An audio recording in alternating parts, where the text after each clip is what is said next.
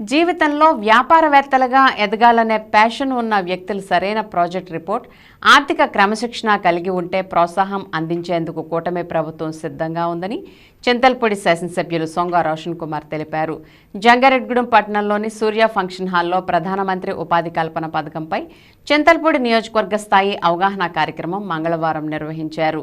ఈ కార్యక్రమంలో ముఖ్య అతిథిగా పాల్గొన్న ఎమ్మెల్యే రోషన్ కుమార్ మాట్లాడుతూ ప్రతి కుటుంబం నుంచి ఒక వ్యాపారవేత్తను తయారు చేసేందుకు ప్రభుత్వం ప్రణాళికలు రూపొందించిందని అన్నారు. అంతేకాకుండా ఆసక్తి కలిగిన వారికి ప్రోత్సాహం అందించేందుకు సిద్ధంగా ఉందని తెలిపారు.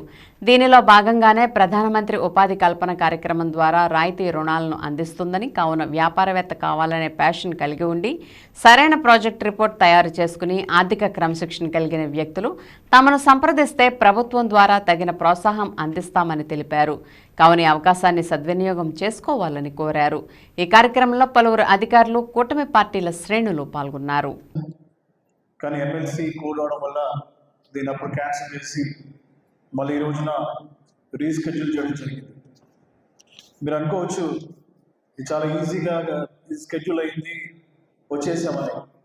కానీ ఇక్కడ స్టేజ్ పైన ఉన్న డిఫరెంట్ డిపార్ట్మెంట్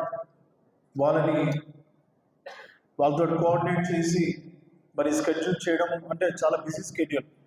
మరి మన కాన్స్టిట్యున్సీకి ఈరోజు జంగారెడ్గూడెంకి వచ్చి ఇంత టైం స్పెండ్ చేస్తున్నారంటే అది చిన్న విషయం కాదు. ఒక 3 విషయాలు మాత్రం మీరు గట్టిగా ఈ యొక్క మీటింగ్ తర్వాత మీరు తీసుకెళ్ళాలి. 3 లెటర్స్ PPF. మీకు ప్యాషన్ ఉంటే, మీ దగ్గర స్ట్రాంగ్ ప్రాజెక్ట్ రిపోర్ట్ ఉంటే, మీ దగ్గర ఫైనాన్షియల్ డిసిప్లిన్ ఉంటే,